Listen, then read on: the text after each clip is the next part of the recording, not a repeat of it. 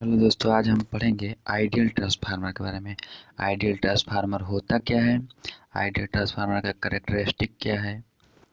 ठीक है, तो चलिए। आइडियल ट्रांसफार्मर में कंडीशन हमारा होता है कि उसकी वाइंडिंग रेजिस्टेंस क्या होगा, जीरो होगा। रेजिस्टेंस क्या होगा, उसका जीरो होगा। उसमें कोई लॉसेस नहीं होगा, ना कोर लॉस होगा, ना वाइंडिंग लॉस होगा। मतलब वाइंडिंग रेजिस्टेंस जीरो। उसमें कोई लीकेज फ्लक्स भी नहीं होगा, कोई लीकेज फ्लक्स नहीं होगा। उसमें रिएक्टेंस की बात करें तो वो भी क्या होगा, जीरो हो जाएगा। वोल्टेज ड्रॉप भी जीरो होगा, रिएक्टेंस वोल्टेज ड्रॉप भी जीरो होगा, और उसमें कोई लॉस प्रेजेंट नहीं होगा। इसलिए उसकी इफिशियंसी क्या हो जाएगी, 100%। ट्रांसफार्मर की इफिशियंसी क्या हो जाएगी, 100। ट्रांसफार्मर आइडियल ट्रांसफार्मर की इफिशियंसी 100% हो जाती है। ये हमारे सारे कंडीशन फिल फुलफिल होने के बाद हमारा क्या कहेंगे, ट्रांसफार्मर का करेक्टर, ये क्या है, एक आइडियल ट्रांसफार्मर ये कहेंगे। ठीक है, चलिए हम आगे बढ़ते हैं। जी दोस्तों, जो आइडियल ट्रांसफार्मर होता है उसका मैग्नेटिक, उसमें क्या होता है, मैग्नेटिक लॉस से क्या होती है, जीरो होती है। तो मैग्नेटिक लॉस जीरो होती है, तो मैग्नेटिक करेक्टरिस्टिक की बात करें तो आइडियल ट्रांसफार्मर का मैग्नेटिक करेक्टरिस्टिक यानी कि BH कर्व क्या होता है, लीनियर होता है। यहाँ पे दिखा है हिस्टैरिसीस लॉस क्या होता है, शून्य होता है।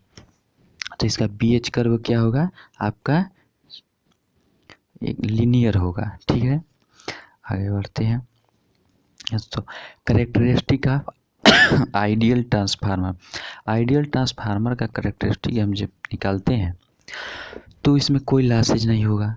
तो जैसे कि हम जानते हैं कि हम यहाँ पे वोल्टेज V1 दे रहे हैं, V1 दे रहे हैं, तो इस वाइंडिंग में आपका, इस वाइंडिंग में क्या होगा, E1 EMF जनरेट होगा। तो ये EMF, ये E1 EMF इसका, किसका, V1 का अपोज करेगा, यानी कि उल्टा रहेगा। यानी कि ये आइडियल ट्रांसफार्मर है तो V1 इक्वल टू क्या हो जाएगा, E1 आइडियल ट्रांसफार्मर के कारण। लेकिन E1 जो है V1 का अपोज करता है, इसलिए इसके आगे माइनस लग जाएगा। यानी कि V1 इक्वल टू क्या हो जाएगा, -E1, यानी ये अपोज करेगा। चूँकि एक ही फ्लक्स, माने एक ही फ्लक्स के कारण E1 और E1 और E2 दोनों जनरेट होते हैं, इसलिए दोनों सेम फेज में होंगे। ठीक है दोस्तों, अब हम बात करते हैं,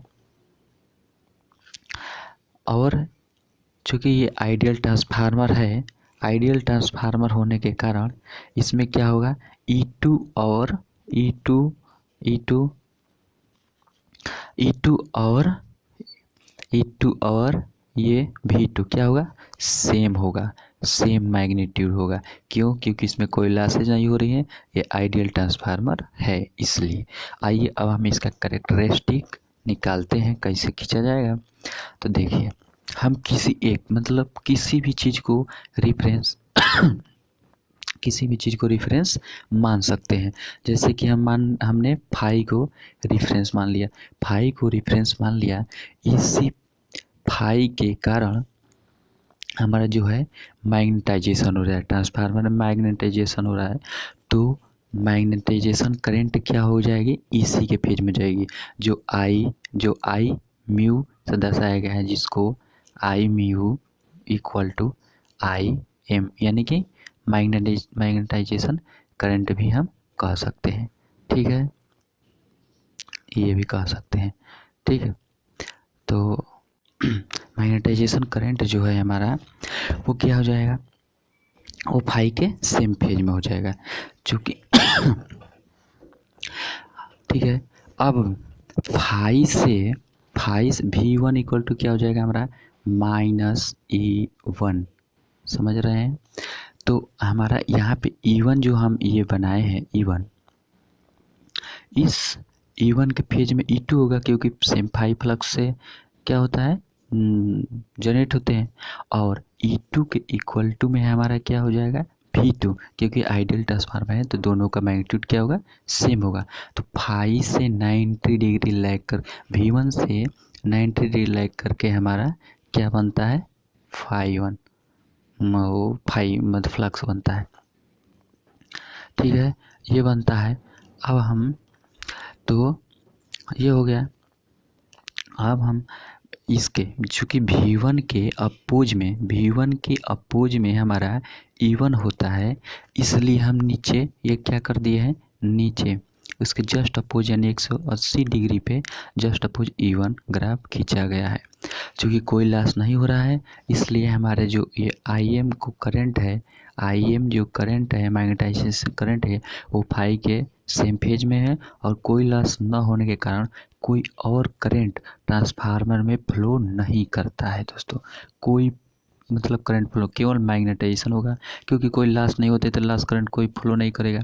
तो इस प्रकार हमारा सिंपल सा ये बन जाता है, ठीक है। ये हो जाता है। और कुछ बताने लायक है एकदम सिंपल, मतलब इसमें कोई, इस तरह से हम समझे ट्रांसफार्मर में कोई भी लॉस नहीं होता, आइडियल ट्रांसफार्मर हो गया, ठीक है। एफिशिएंसी उसकी 100% देगी, आइडियल ट्रांसफार्मर हो गया।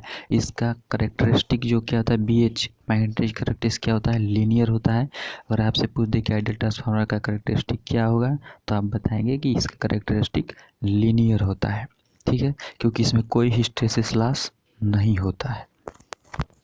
इसका VI करेक्टरिस्टिक इस प्रकार होता है, जिसमें फाई को रेफरेंस मान लेंगे, इसके फेज में आपका मैग्नेटाइजेशन करंट होगा और ट्रांसफार्मर केवल मैग्नेटाइजेशन करंट ही फ्लो करेगा, कोई लॉस करंट फ्लो नहीं करेगी, क्योंकि कोई लॉस प्रेजेंट नहीं कर रहा है।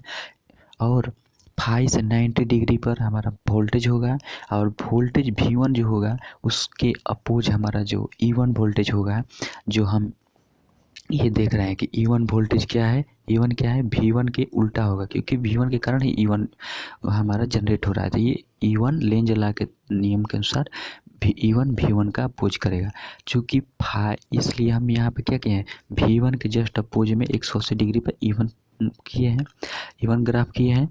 और E1 के फेज में E2 होता है, E1 के फेज में E2 होता है, इसलिए हम E2 को इसी सेम फेज में बनाया। इस प्रकार सिंपल आइडियल ट्रांसफार्मर का करेक्टरिस्टिक हो जाता है। धन्यवाद। कोई भी त्रुटि हो तो उसके लिए सॉरी।